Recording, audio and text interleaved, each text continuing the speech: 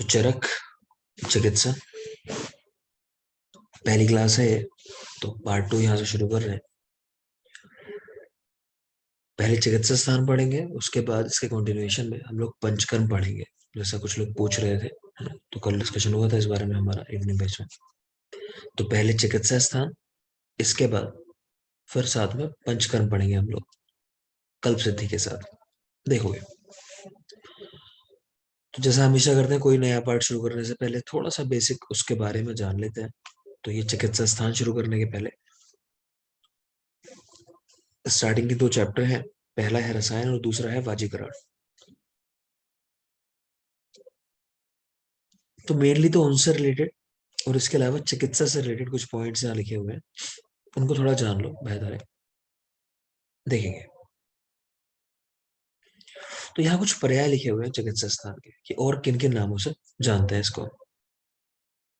तो चिकित्सा स्थान, औषध स्थान, योग स्थान, रहस्य स्थान और उत्तम स्थान। चिकित्सा, औषध, योग, रहस्य और उत्तम स्थान, ये सारे के सारे पर्याय हैं चिकित्सा स्थान के। हम ऐसे याद रखते थे कि चिकित्सा का रहस्य कहाँ है, मतलब चिकित्सा का रहस्य कहाँ छिपा हुआ है।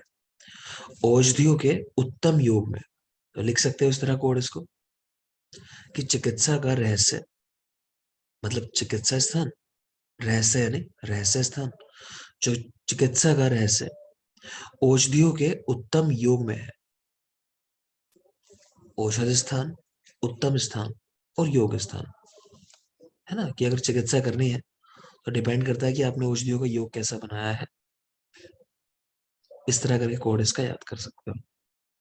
आगे देखेंगे। नेक्स्ट है अध्यायों की संख्या, कहां पर कितनी है। तो चिकित्सा स्थान अगर चरक की बात करें तो नंबर ऑफ चैप्टर्स 30। आपको याद होंगे सारे चैप्टर्स के नाम, ऐसी उम्मीद रख सकता हूं। सुश्रुत 40, संग्रह 24 और हृदय 22।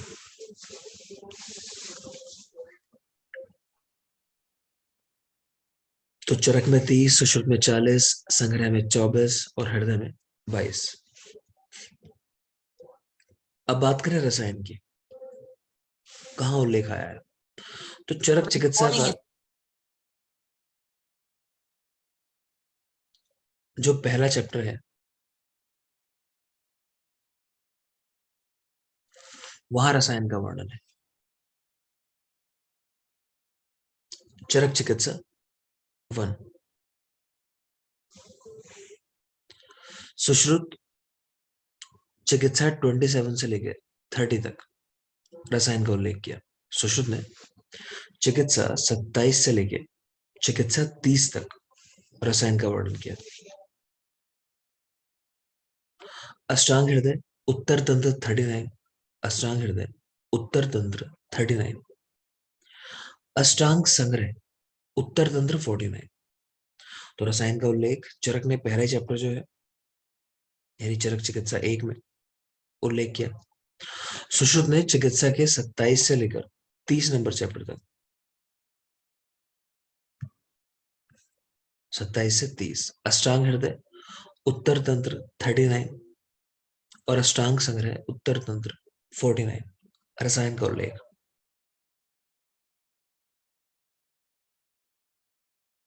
नेक्स्ट है वाजीकरण का उल्लेख। तो चरक चिकित्सा 2 में, सुश्रुत चिकित्सा 26 में, अष्टांग हृदय उत्तर तंत्र 40 और अष्टांग संग्रह उत्तर तंत्र 50। तो देख रहे होगे चरक का जैसे पहला चैप्टर था रसायन का, दूसरा है वाजीकरण का। सुश्रुत देखोगे आप, वहां पर रसायन जो है वो बाद में है, यानी 27 से 30 चैप्टर, और जो वाजीकरण है वो पहले है, 26 नंबर चैप्टर। हृदय और संग्रह, इनमें भी इसी तरह है। जैसे चरक में देखा आपने कि पहले रसायन है, चैप्टर नंबर 39 उत्तर तंत्र का, हृदय का। और चैप्टर नंबर 40 वाजीकरण। इसी तरह संग्रह चैप्टर 49 रसायन और चैप्टर 50 उत्तर तंत्र का वाजीकरण। तो बस सुश्रुत हैं जिन्होंने पहले वाजीकरण लिखा, उसके बाद रसायन।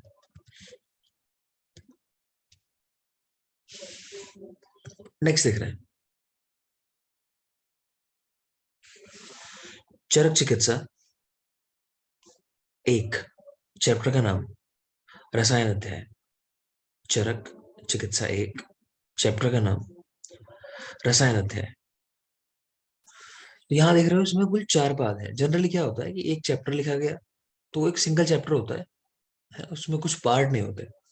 लेकिन जब चिकित्सा स्थान की बात करते हैं तो रसायन और वाजीकरण, इनके 4 4 पाद हैं, यानी इनके फर्दर 4 4 डिवीजन किए गए चैप्टर्स के।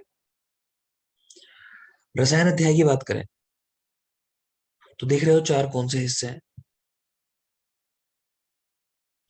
तो पहला चैप्टर है अभ्याम्ल के अध्याय, 4 पाद में। दूसरा प्राणकाम्य, तीसरा कर प्रचित्य, और फोर्थ चैप्टर है आयुर्वेद समुत्थान्य अध्याय। पहला अभ्याम्ल, दूसरा प्राणकाम्य, तीसरा कर प्रचित्य, और फोर्थ है आयुर्वेद समुत्थान्य। इसमें नंबर ऑफ योग दिए हुए हैं कि किस चैप्टर में कुल कितने योगों का उल्लेख है।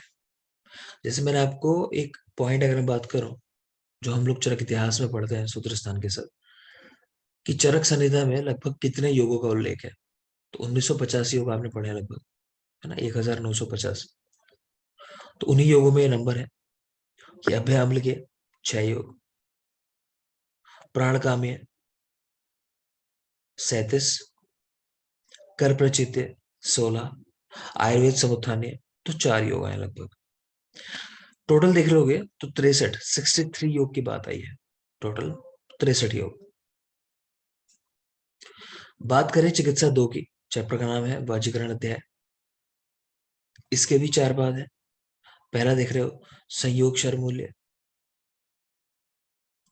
दूसरा आसिक शीर्षक, फिर माश पर्ण भृत्य अध्याय, और लास्ट है पुमान जात बलादिक अध्याय।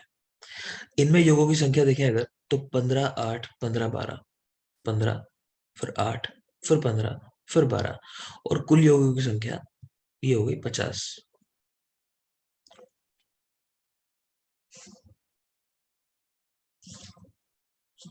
यहां पर एक कोड लिख लो। ये जो 4 चैप्टर देख रहे हो आप रसायन के, इनके आगे आप लिख सकते हो आपका। बता दे रहा हूं मतलब क्या है इसका। आपका मतलब ए, प्राणकाम्य के लिए पी, कर प्रचित्य के लिए के, और आयुर्वेद सबूथानी के लिए ए। ठीक है। और ये जो दूसरे 4 पाद हैं वाजीकरण के, इसके लिख सकते हो शैम्पू। शैम्पू होता है ना, शैम्पू।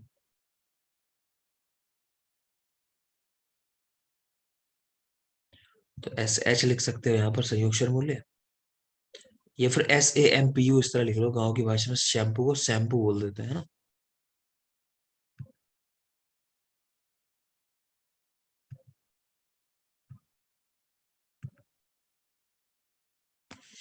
अब मतलब समझ लो इसका। देखो आपका का मतलब है ए से अभ्याम्ल की अध्याय, पी से प्राणकाम्य, के से कर प्रचित्य, और लास्ट ए से आयुर्वेद समुत्थान्य। तो आपका दूसरा दिख रहा है शैम्पू, या शैम्पू कह लो। तो एस से संयोगक्षर मूल्य,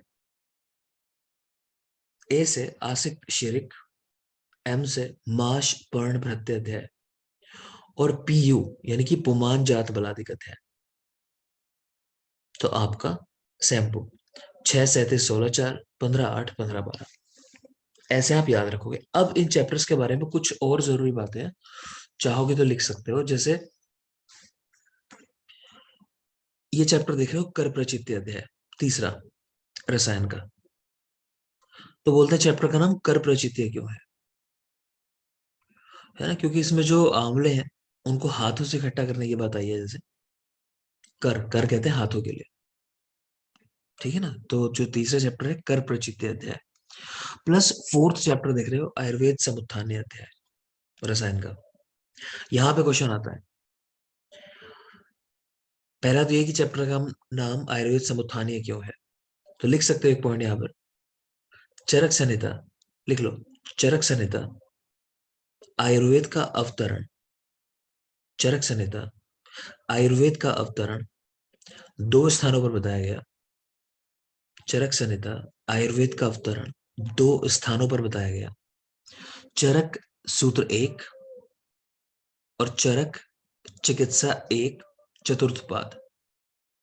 तो चरक सूत्र एक और चरक चिकित्सा एक का चतुर्थ पाद चैप्टर का नाम है आयुर्वेद समुत्थान अध्याय, देख पा रहे हो यहाँ पर। ठीक है, तो क्योंकि आयुर्वेद का समुत्थान बताया गया, आयुर्वेद किस तरह उत्पन्न हुआ, किस तरह आगे बढ़ा, वो बताया गया, इसीलिए चैप्टर का नाम है आयुर्वेद समुत्थान अध्याय। दूसरी जरूरी बात, क्वेश्चन पूछा जा चुका है वाइवा में, है ना, यूपीएससी के इंटरव्यू में, कि दो स्थानों पर आयुर्वेद का अवतरण बताया गया है, चरक सूत्र एक, चरक चिकित्सा एक, इनमें से कौन सा वाला श्रेष्ठ है।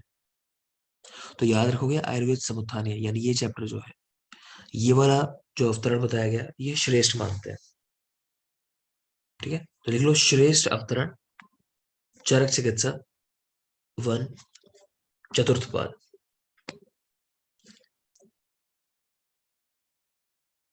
कारण क्या है श्रेष्ठ मानने का।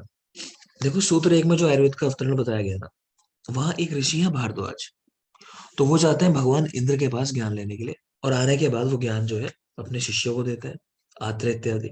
और फिर ये आत्रेय जो है अपने अन्य शिष्यों को, जैसे 6 शिष्य पढ़ते हो, अग्निवेश भेल चतुकर्ण पराशर हरिश्चार्पण, उन्होंने इन शिष्यों को ज्ञान दिया।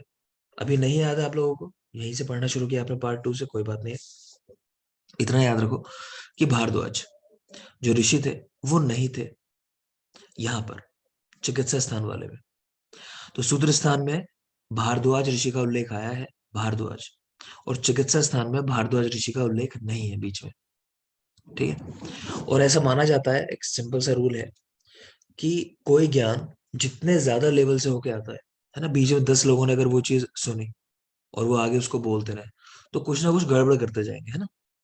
तो जब लोग कम होंगे बीच में, तो ज्ञान भी ज्यादा अच्छा पहुंचेगा। तो उस कॉन्सेप्ट के आधार पर यह माना गया कि ये जो चिकित्सा स्थान वाला आयुर्वेद का अवतरण है ये अच्छा है, तो ध्यान रखेंगे इसको।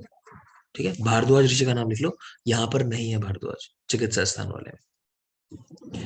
एक और क्वेश्चन बनता है इसी के ऊपर, आयुर्वेद समुत्थान के, कि आयुर्वेद की उत्पत्ति कैसे हुई, मतलब आयुर्वेद कैसे आया।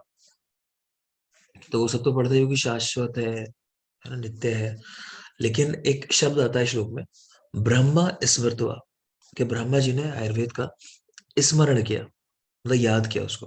तो वर्ड लिख लोगे, आयुर्वेद कैसे स्टार्ट हुआ शुरू में, कि ब्रह्मा जी के स्मरण से, उन्होंने याद किया।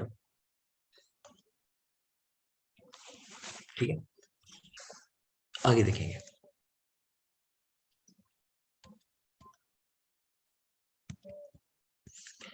इस चैप्टर में हरितकी की बहुत ज्यादा बात होगी। ठीक है, हरितकी और आंवला जो पहला चैप्टर है।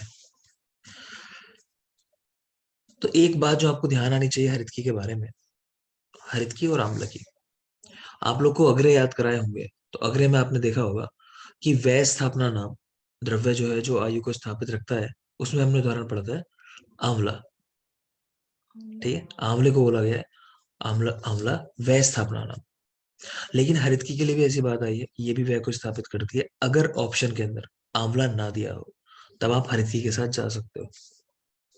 ठीक है, अब देख लेते हैं बाकी और चीजें हरितकी के बारे में। तो ये श्लोक लिखा हुआ है, हरितकी मनुष्याणाम माते हितकारणे कदाचित कुप्यन्ते माता अनोदरस्था हरितकी। तो ये बावर्ची मूवी आई थी उसकी, राजेश खन्ना की, तो वहां भी था ये श्लोक। इसका मतलब है कि हरितकी जो है मनुष्यों के लिए हितकारी होती है और माता के समान। कह रहे हैं माँ कभी कभी गुस्सा भी हो जाती है ऐसे, लेकिन हरितकी कभी ऐसा नहीं कि गुस्सा हो जाए या मतलब नुकसान कर दे। तो ये बात की है हरितकी के बारे में भाव प्रकाश ने। और देखेंगे हरितकी की 7 जातियां हैं, आगे पढ़ेंगे हम लोग अभी।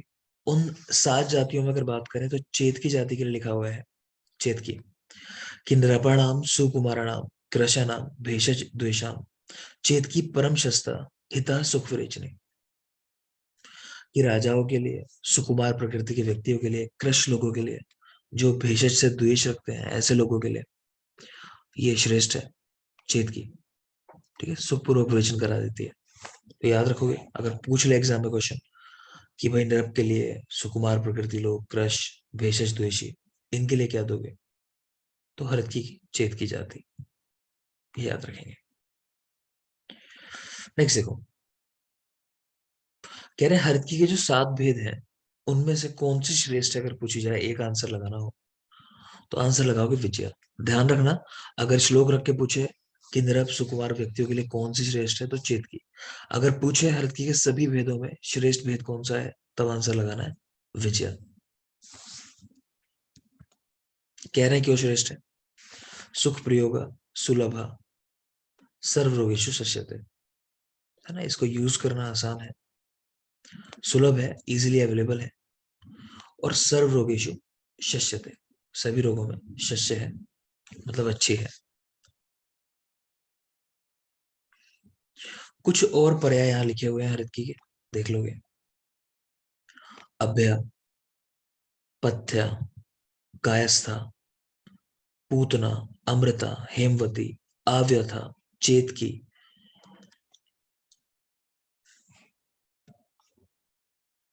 श्रेयसी, शिवा, व्यस्था, विजया, जीवंती और रोहिणी। तो ये कुछ पर्याय हैं, इन पे एक नजर जरूर डाल लेना। हरित की करने पर है अभ्या, पथ्या, कायस्था, पूतना, अमृता, हेमवती, आव्यथा, चेतकी, श्रेयसी, शिवा, व्यस्था, विजया, जीवंती और रोहिणी। यहाँ अमृता देख पा रहे हो। वैसे अगर हम बात करें ओरिजिनली, जो अमृता कहा जाता है वो कहा जाता है गुडुची को, गुडुची। ठीक है, तो लिख सकते हो अमृता गुडुची। और अमृत जो शब्द इस्तेमाल होता है विष के लिए होता है, और विष में भी कौन सा, वचनाभ। वचना। ठीक है, तो अमृत जो है वो विष है, विष यानी वचनाभ, स्वीट पॉइजन। आगे देखिए, कह रहे हैं कैसे उत्पन्न हुई हरित की। तो अमृत पान करते समय भगवान इंद्र के मुख से देवार्थ एक बूंद अमृत पृथ्वी पर गिर गया। उसी दिव्य अमृत बिंदु से 7 जाति वाली हरितकी की उत्पत्ति हुई। तो हरितकी की उत्पत्ति को ही पूछे तो भगवान इंद्र जब अमृत पी रहे थे, तो अमृत पीते समय एक बूंद देवार्थ पृथ्वी पर गिरी। उस दिव्य अमृत बिंदु से 7 जाति वाली हरित के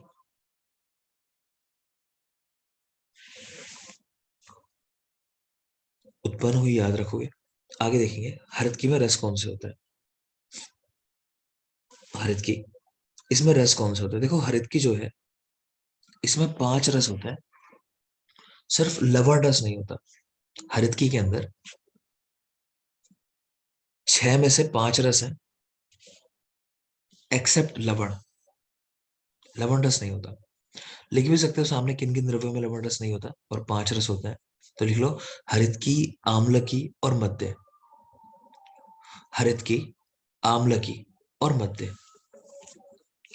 तो हम लोग ऐसे याद रखते हैं कि हरे आम की मध्य, हरे यानी हरित की, आम यानी आम्ल की, और मध्य यानी मध्य अल्कोहल। तो हरे आम की मध्य में लवण रस नहीं होता, इन 3 चीजों में, हरित की, आम्ल की और मध्य। याद रखने की दूसरी ट्रिक ये भी हो सकती है कि मध्य के साथ लोग लवण चीजों का सेवन करते हैं, है ना, नमकीन लेते हैं मध्य के साथ। तो ऐसे सोच सकते हो कि लवण की जरूरत पड़ती है बाहर से लेने की जब मध्य लेते हैं, तो ऐसे याद रख लो कि लवण रस नहीं होता होगा। अब यहाँ लिखा है हरित की कौन से पार्ट में कौन सा रस होता है, जो 5 रस की बात कर रहे हो। तो रस देख रहे हो कि मधुर, अम्ल, लवण नहीं है, देखो यहाँ पे लवण, तो तिक्त, कटु और कषाय। तो मधुर, अम्ल, लवण नहीं है, तिक्त, कटु और कषाय। ठीक है, तो मज्जा, तो मां से मज्जा, मां से मधुर। स्नायु, याद कर लो, अम्ल रस होता है स्नायु में। व्रंत, तिक्त, देखो व्रंत में ता आ रहा है और तिक्त में ता आ रहा है, यहां से याद रख सकते हो। तो व्रंत तिक्त, त्वचा लिख रहे हैं कटु, तो वैसे तो यहाँ भी ता है, लेकिन याद ऐसे कर लो कि त्वचा जो होती है मतलब छिलका कह लो, त्वचा मतलब किसी को भी अगर छिलका दोगे, मान लो कोई आपको आम ना दे के आम की छिलके दे, केले ना दे के केले के छिलके दे, तो आपको गुस्सा ही आएगा ना उसपे। गुस्सा यानी कटु रस, तो कहाँ से मधुर बोलोगे, उसके लिए कटु ही बोलोगे। तो त्वचा कटु। अस्थि कषाय, अस्थि कहते हैं गुठली के लिए। तो गुठली में आप ज्यादातर देखोगे, ज्यादातर जो गुठलियां होती हैं वो कषाय की होती हैं, ऐसे भी याद रख सकते हो। तो माँ से मज्जा, माँ से मधुर, स्नायु हमने बात की अम्ल होता है। व्रंत तिक्त, त्वचा कटु,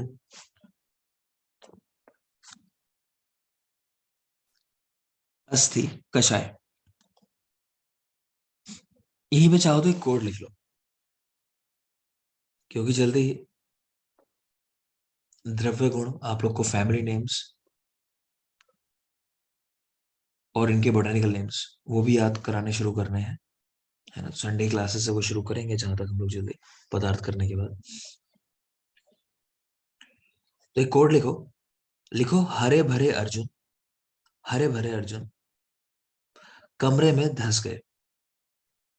हरे भरे अर्जुन कमरे में धंस गए, मतलब क्या है इसका। हरे के नीचे लिख लोगे हरित की, हरे यानी हरित की, भरे मतलब विविध की, हरे भरे, अर्जुन मतलब अर्जुन, कमरे के सामने लिख लो, फैमिली का नेम है ये कॉम्ब्रिटेसी, फैमिली है कॉम्ब्रिटेसी, और धस गए मतलब धव। तो हरे भरे अर्जुन कमरे में धस गए, तो इन सब की फैमिली जो है वो कॉम्ब्रिटेसी है, हरित की, विविध की, अर्जुन और धव। हरे भरे अर्जुन कमरे में धंस गए। नेक्स्ट देखोगे, हरित की के और गुण बता रहे हैं, कह रहे हैं कैसी हरित की अच्छी मानी गई है।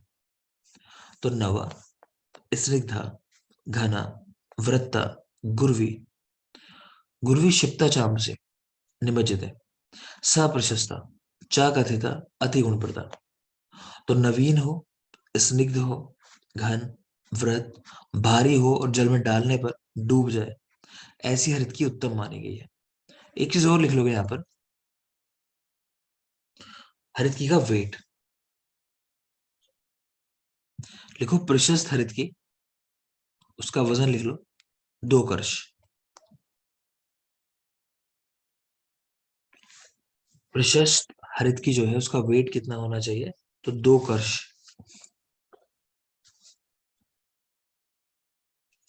बाकी नवीन, स्निग्ध, घन, व्रत, भारी हो, जल में डालने पर डूब जाए, ये अन्य गुण बताए गए। और देखेंगे, हरित की के बारे में बता रहे हैं कि हरित की जनरली आप लोग जो जानते हो कि हरित की वात का अनुलोमन करती है ना, यानी कि विरेचन कराती है अगर देखें तो। लेकिन सिर्फ इतना ही सच नहीं है। तो देखो लिखना है, चबाकर खाने पर अग्नि को बढ़ाने का काम करती है। शायद श्लोक हमारी बात हुई होगी पहले, सूत्र स्थान में बच्चों ने पढ़ा है। तो हम लोग याद करते हैं चर्विता वर्धत्ते अग्नि, कि चबाकर खाओ तो अग्नि को बढ़ाने का काम करती है। चर्विता वर्धत्ते अग्नि। पेशिता मल शोधनी, अगर पीस कर खाओ, जैसे जनरली यूज की जाती है हरित की, तो मल शोधन का काम कराती है। फिर वर्ड लिख लोगे, सुन्ना, संग्रहणी, यानी उबाल कर खाने पर संग्रहणी, मल को रोकने का काम करेगी। वर्ड लिख लेना इसके सामने, सुन्ना। स्विन करते हैं ना, गर्म करना किसी चीज को, तो वैसे भी याद रख सकते हो, सा से स्विन, सा से संग्रहणी, स्विन्ना संग्रहणी। और भून कर यानी पेशित, भ्रष्टा, भ्रष्टा भ्रष्ट करना, भूनना। तो भ्रष्टा प्रोक्ता त्रिदोषणोक्त, तीनों दोषों को हरने वाली हरित की। चर्वत्य वर्धत्य अग्नि, है ना, चबा के खा रहे हो तो अग्नि बढ़ाने का काम करती है। पेशिता मलशोधनी, सुन्ना संग्रहणी, और भ्रष्टा प्रोक्ता त्रिदोषणोक्त, तीनों दोषों को हरने वाली है। बिल्कुल याद होना चाहिए आपको। और सामने बता रहे हैं रोग के अनुसार अनुपान क्या लोगे हरित की का। कि अगर वातिक रोग है तो आप इसको घृत के साथ दो, पैत्तिक रोगों में शर्करा के साथ, कफज रोग लवण के साथ, और सभी रोगों में फिर कह दिया गुड़ के साथ। तो वातिक रोग घृत, पैत्तिक रोग शर्करा, कफज रोग लवण, और सर्व रोग गुड़ के साथ। ये बिल्कुल ध्यान रखोगे, क्योंकि यहां श्लोक देख पा रहे हो आप लोग हरितकी का, लगभग ऐसी ही बात है धन्वंतरि निघंटु में गुडुची के लिए आई है। तो अगला श्लोक वही है। तो मैं दिखा देता हूँ, एक साथ दिखाई देंगे दोनों पेज तो डिफ्रेंशिएट कर पाओगे।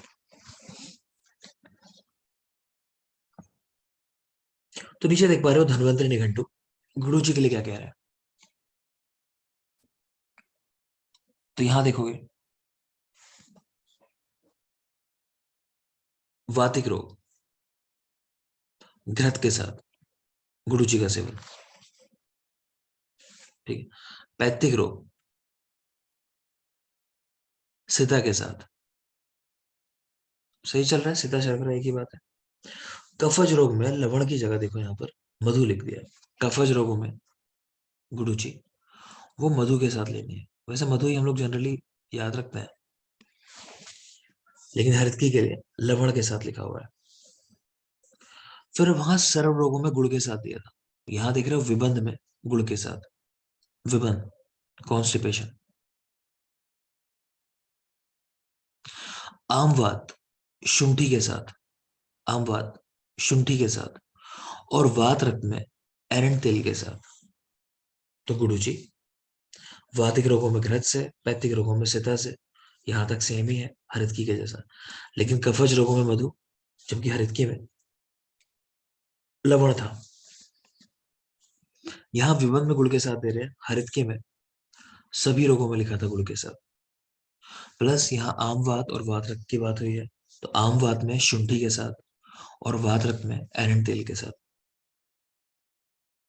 यहीं पर याद रखना चाहोगे तो भले ही गुडू जी को वात रक्त में एरंड तेल के साथ दिया हुआ है और आम वात में शुंठी के साथ, आप लिख सकते हो आम वात में एरंड तेल श्रेष्ठ कहा गया। आम वात उसको हरने में एरंड तेल श्रेष्ठ कहा गया।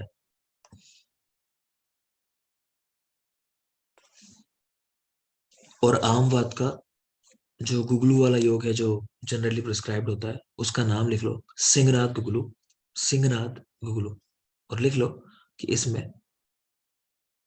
त्रिफला, गंधक और एरंड तेल पड़ा होता है।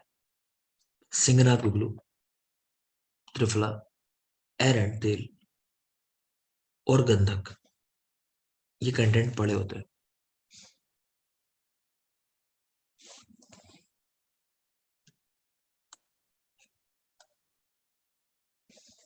नेक्स्ट है आंवला की, आंवला।